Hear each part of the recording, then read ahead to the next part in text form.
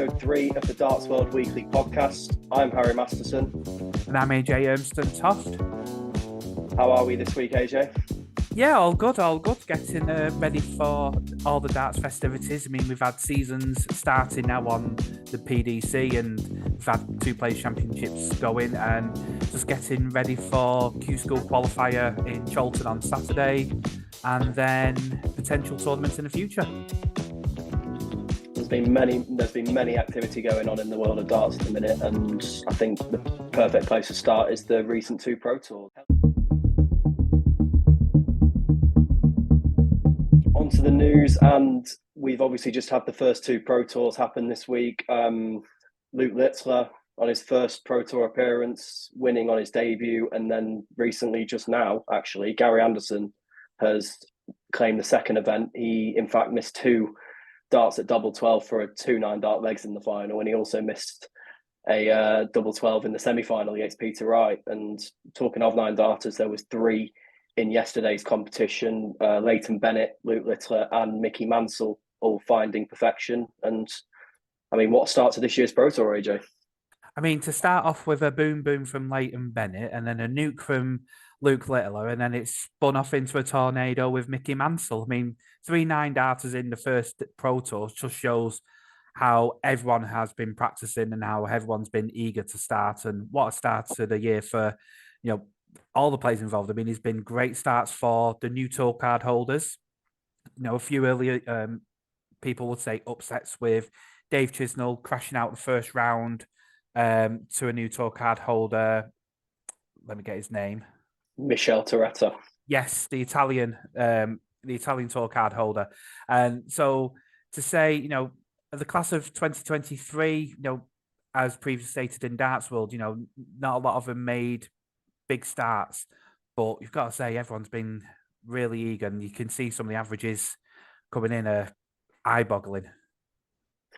And I said there was 3 9-darters in one day. There was almost a 4th. Luke Littler missed double 12 himself for a second 9-darter on the day against Cameron Menzies in the last 32. But the final as well, we haven't even mentioned that. There was 109 average from Luke Littler, 111 average from Ryan Searle. And Ryan Searle, despite throwing the better darts, ended up losing by a last leg decider. So, as you mentioned, the quality is just going higher and higher, and there's still 28 more events to go. So, but everyone's favourite meme dart player, Cameron Menzies. I mean, some of the faces he was pulling in that Luke Littler game were just absolutely fantastic. But that is Cameron Menzies. I've known him for years. I've played in the Welsh Open with him and at the Scottish Open, like passing and playing on the same boards and whatnot.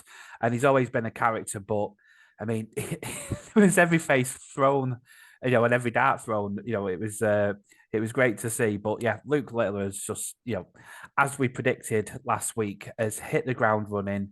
His practice on the Premier League has paid dividends, and he's hit the ground running. But as we said, Ryan Searle, he's now with a new equipment sponsor with Harrows, and the new dart seems to be working very well for him with 2 finals in the first 2 days. And, it's looking good for everybody. I mean, this is the most wide open year in darts. I mean, everyone said last year was the most wide open World Championships. And you can just see with this, it's a phrase that we're coining a lot, but with this Littler effect, everyone's game has just seemed to have jumped up because everyone's just gone, hang on, I need to do something. And it's from top to bottom in the rankings, and it's in top to bottom in the with all the players. Everyone is improved drastically. And there's been many top performances this week on the Pro Tour. Gian Van Veen, Ryan Searle, you mentioned, Brendan Dolan as well. Yeah, all having good runs, and Peter Wright today as well. Everyone been saying that everyone thinks he should hang up the darts now and stop playing. But I mean, today, 99 averages, 98 averages. He's reaching the final. He reached the semi-final. Today, and I think he can just use that as a confidence booster for Glasgow on Thursday. He had a very good day today. Alan to victory, and he also beat James Horrell and Cameron Menzies. So some top players. We're going into Glasgow for the Premier League, but it's been a great couple of days for the Scots. You had Alan Souter semi-final, and obviously Peter Wright semi-final and Gary Anderson. It's like the Scottish contingency of the PDC seems to have woken up now, and it's been a bit of a smouldering giant, I think. When Gary Anderson had his bit of dip in form and Peter Wright's up and down and stuff, but a lot of the Scottish players seem to have picked up now and getting into the latter stages. Comparing that to obviously the big news yesterday with Gerwyn Price pulling out of event 1 and not playing in event 2. And what was ridiculous as well about that yesterday is that Gerwyn Price, just before he did pull out the tournament, he threw 110 average in beating Matty Dennett 6-2. So, I mean, the conditions must have been okay for him in the opening 2 matches, but maybe it was just something in the match with Brendan that might have just annoyed him and just thought, like, I can't deal with this. Maybe. I mean, I've played at the Robbins Tennis Centre many times with Q Schools, Challenge Tours in the past, and it is. I mean, everything's colder up north, but it is very cold in there. But it's up to the players to acclimatise to the situations. I mean, that's what we're all there to play darts, and sometimes you're going to have perfect conditions, and sometimes it's not going to be great. But you have to make the best with what you've got. And one player that's certainly accustomed to the conditions this week was, in fact, Ryan Searle. Like, despite not winning a tournament this week, he did reach 2 finals. So, I mean, he's bringing in the ranking money, and it will benefit later in the year when he's wanting to get into events like the Match Play, Grand Slam, and Grand Prix. So, very good start for Ryan. And obviously, with Luke Littler winning in the first event, almost mirroring Stephen Bunting from accepting his Pro Tour card from winning the Lakeside, winning on that first weekend of his debut. So, you can see the St. Helens contingency is doing very well. You mentioned St. Helens, and Michael Smith did actually have he had an early exit today in Pro Tour event 2. He lost in a last leg decider to Danny Lauby, and Danny Lauby recently earning his tour cards at UK qualifying school, and it just shows that if you're new to the scene on the Pro Tour, it's like there's no nerves, and you can just, if you play your game, you can beat anyone. And James Horrell did it yesterday, and Danny Larby beating Michael Smith today, and Dave Chisnell has lost his opening 2 matches and won yesterday. He lost to Michel Toretta. He earned his tour card this year, so anyone can beat anyone. Yeah, which is surprising with the form that Dave Chisnell has been in. He's at the moment he seems to be on a crest of a wave and getting into them latter stages. So the first 2 round exits over the past 2 days is a bit of a surprise and a bit of maybe a shock to the system for Dave Chisnell. But no, I'm very happy with the way the class of 2024 have put themselves into the Pro Tour straight away. I mean, last year, as we said, there might have been a few false starts along the way, but this year they seem to have hit the ground running. They seem to be more prepared for it, if that makes sense. And finally, on the Pro Tour, another player that's had a bit of a slow start to proceedings this year is, in fact, the world champion, Luke Humphries. He obviously won 6-0. He lost 6-0 yesterday against Ian White, and then today he went out in the opening round against Jurien van der Velde, so in a last leg decider. So, I mean, there's still 28 tournaments still to go, so there is time for Luke Humphries. Yeah, it's not a sprint, it's a marathon, as the saying goes. So, there's plenty more. Well, there's 92 tournaments across the year, so I'm sure he'll be fine.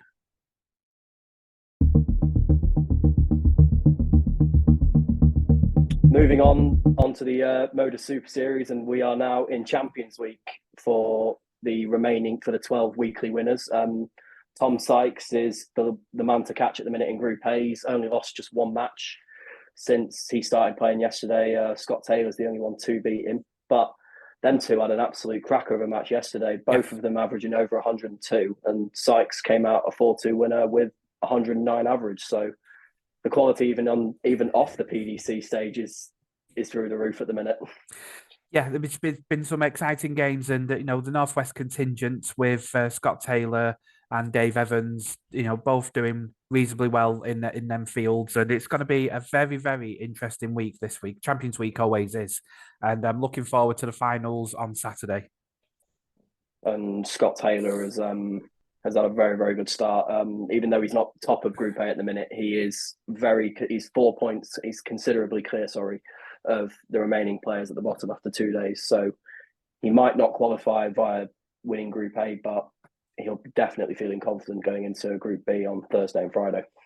Yes, absolutely. I mean, and Scott Taylor's one of them players where he might have a couple. I mean, at Q School and at Challenge Tour events, when I've played with him in them events, he seems to have an off day. Like first day, he just seems to find his feet, but then when it comes to the latter stages, like day 3 or day 4 of Q School or the last day of Challenge Tour, he just seems to find something and go on an absolute tear.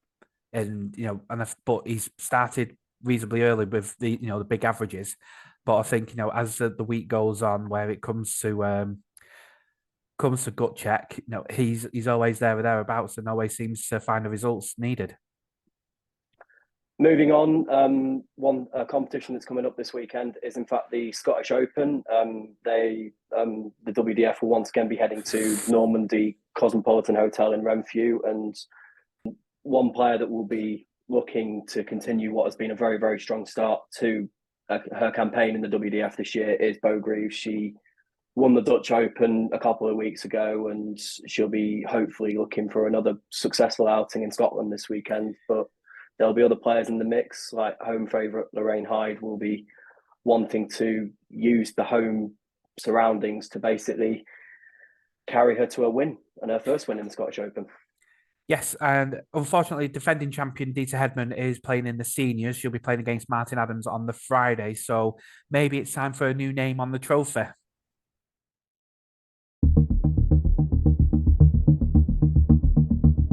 Moving on to the JDC, and a player that's had an absolute fantastic weekend, sticking with the Scottish theme as well, is in fact Mitchell Lawrie.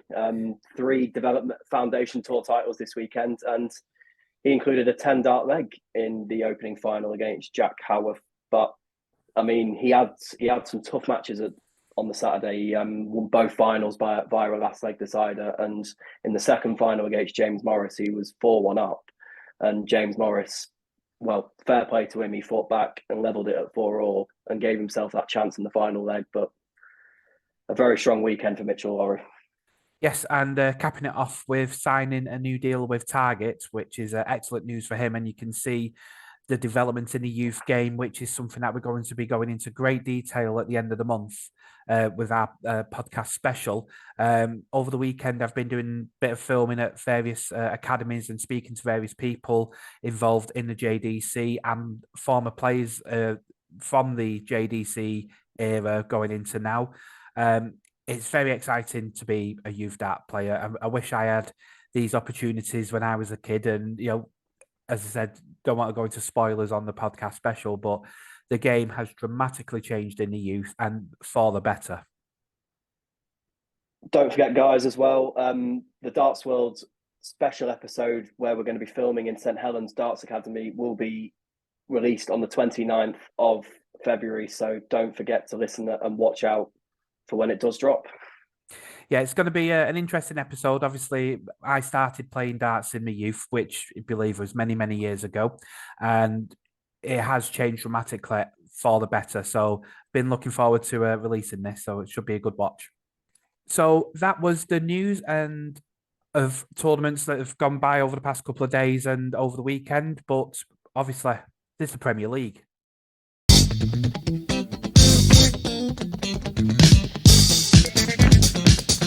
There is indeed.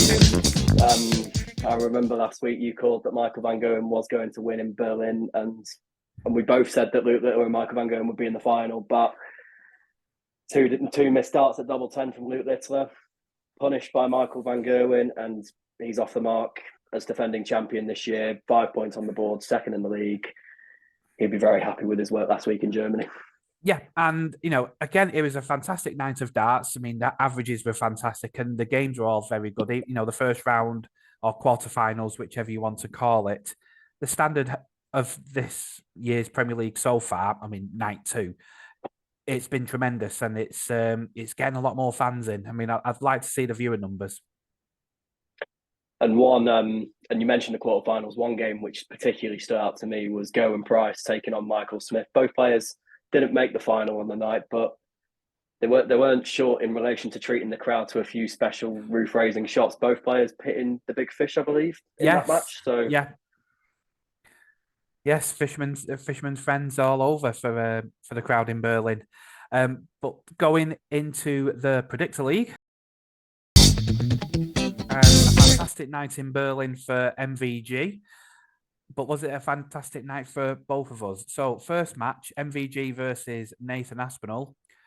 Harry went 6-4, I went 6-3. It was 6-4, so Harry gets the bonus point there. So he's clawing back slowly. makes a nice change. Gerwin Price and Michael Smith, we both went 6-4 to Gerwin Price, but it was the Michael Smith with the win, 6-5. Luke Humphries and Peter Wright, you went 6-3, I went 6-2 to Luke Humphries, but it was 6-4. And then Rob Cross, Luke Littler, you went 6-3, I went 6-4, so we get the 2 points, but the actual score was 6-5. But then the crucial 3 points for the weekly winner went to myself. So this week you gained 7 points. I gained 9. So putting that to the weekly table puts you at 11 points and me at 16 so far. I'll just say, if Luke Litter had hit them one of them darts at double 10, I would actually be ahead. Yes, but you're not. And speaking of which, with the forfeits, I've had a suggestion come in from Andy Tucker. The Red Hot Chip Challenge. Do you know what? That doesn't sound too bad, because spicy food is one that I'm not. I can deal with that, but again, guys, the vote is still there. You can still leave it in the comments if you do want to give us a different choice of forfeits to choose from, and we will literally put it onto social media and do a poll and vote and see what the best outcome is. But it's not looking good for me at the minute. I'll be honest, if it is the Red Hot Chip Challenge, I think I might have to do my own Project Spice and build my way up to it, because there's no way at the moment I can do something like that. I like to taste my food. I don't want my food to affect me. And I think this would affect me. So moving on to week 3 in the Hydro in Glasgow. We've got some interesting fixtures along the way.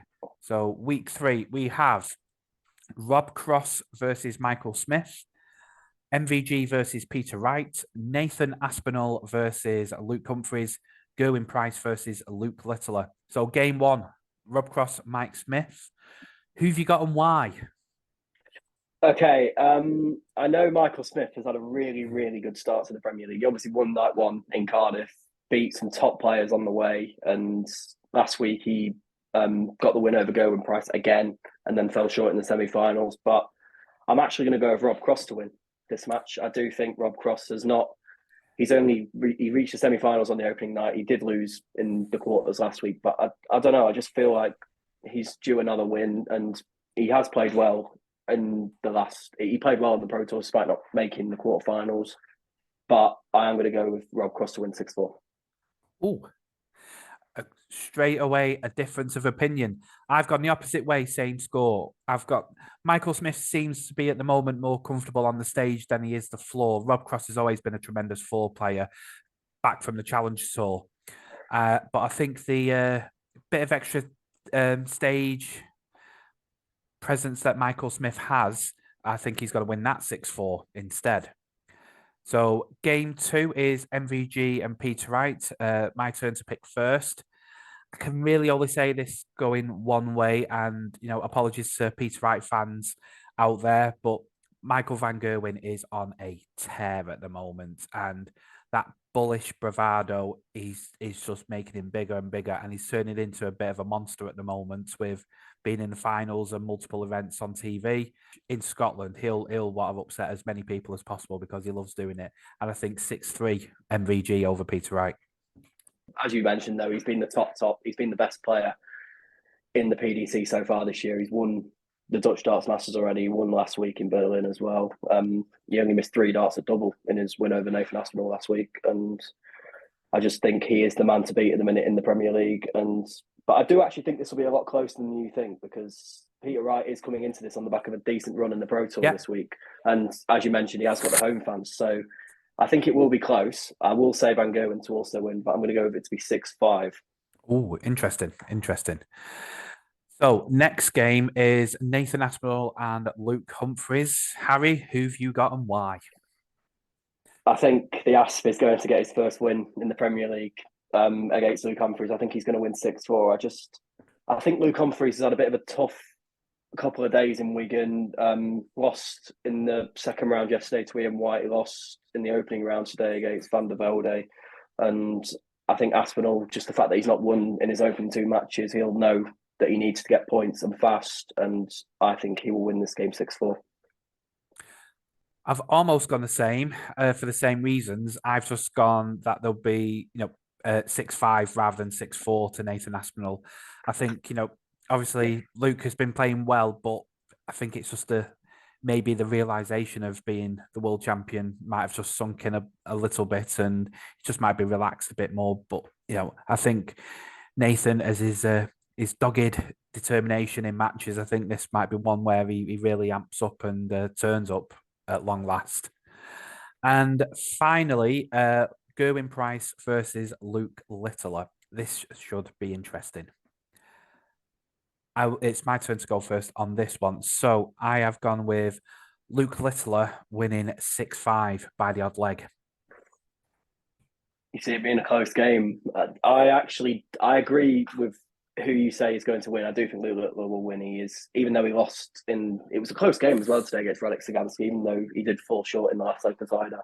But he's already off the mark in relation to winning a Pro Tour event, and he reached a final last week. In fact, I think he's won every single quarterfinal in this Premier League so far, and I don't see that stopping this week. I think Price, after what happened in Wigan yesterday, I just think maybe that might be on the back of his mind, and I think Littler will win, and I'm going to go with it to be 6-3. Ooh, interesting. Right, so that just leaves the weekly winner. Now, looking at the way the bracket is set up, I mean, you could say one heart's a bit nicer than the other with who's in there. But I'm going to go with Luke Littler winning this week. I think he's got a harder opening game against Gerwyn Price, and then obviously against Nathan Aspinall or Luke Humphries. Again, it's going to be one of them tougher games, and I think he'll be more ready for the final than the previous week against Michael van Gerwen. I know it was only 6-5 and it was 2 missed darts at double. This time I don't think he'll miss them doubles. It's literally the same win as we predicted last week, but in fact, it's just the other way around. I'm going to go with Michael van Gerwen to make it a double in Glasgow. I know I said this reason last week for Luke Littler winning in relation to Van Gerwen's not played this week. He's had a whole week's rest in comparison to everyone else that played on the Pro Tour. But I just think Van Gerwen's got that different mentality. I think he will relish the fact he'll know that he's had a week off and everyone else has been playing, and I think he can use it to his advantage. And I think if he does beat Peter Wright on the opening night, that's a tough game. Like, no matter if Gerwyn Price is a tough game for Luke Littler, but playing Peter Wright in front of the Scottish fans, and he's the only Scotsman in the Premier League this year, I don't see that being easy. And then to play either Michael Smith or Rob Cross next in the semis will be tough. But I think Van Gerwen will win. I think he makes it a double. He won 3 in a row last year, and he's no stranger to winning 2 nights in a row. So I'm going Van Gerwen. Yeah, and adding to that, I mean, we've got the Euro Tour qualifiers on Wednesday. So as peeling back the curtain, as it were, we film on a Tuesday here for the Darts World Weekly podcast, ready for the Thursday. But yeah, there is another day of events tomorrow with the Euro Tour qualifiers, and Luke has put his name forward for that at present. So again, another day, but with his age and with his mentality, it's just another day in the office, and it's just another day throwing darts. So I don't think it'll have that much of an effect on Thursday, to be honest. But yeah, that's week 3 in Glasgow. So we'll see how we go there.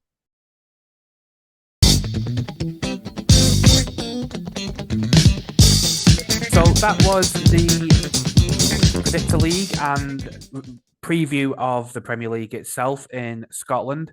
But at Darts World, we never stop here, and we've got some fantastic offers for you on the website, and we will put the links on the podcast information.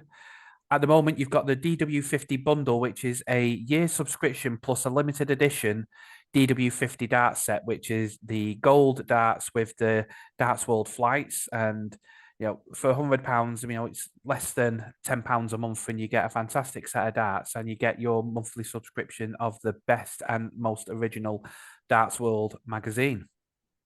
So that's been the review of the week, and obviously we've got a big weekend of darts in multiple codes and in multiple events. This weekend, obviously, is the Scottish Open at the Normandy Hotel in Renfrew. And also this week there is UK Open qualifiers. There is one in Cholton that's got my name on it, and going to try my best there. I've got to the final of the qualifiers once and then a few times quarterfinals, but maybe this is the one.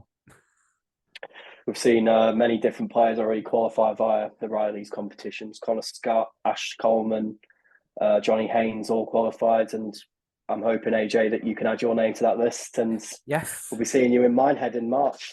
God help him. No, no. Leonard Gates also qualifying recently as well. So an American qualifying through the UK Open on the system as well. And next month, going into the WDF stuff, you've got probably one of the more original events of the BDO era, the Isle of Man, which is a 2 silvers event. So things are happening quick. And briefly on recent news, the Welsh Open had to be postponed because Pontins in Prestatyn finally closed down. I mean, having stayed there a few times, I think it was 10 years gone. But the recent announcement that the Welsh Open will actually be in Weston-super-Mare this year, with thanks to the EDO, the English Darts Organisation, organising that, but the Welsh Open in England. So things are changing all the time. What's your take on that?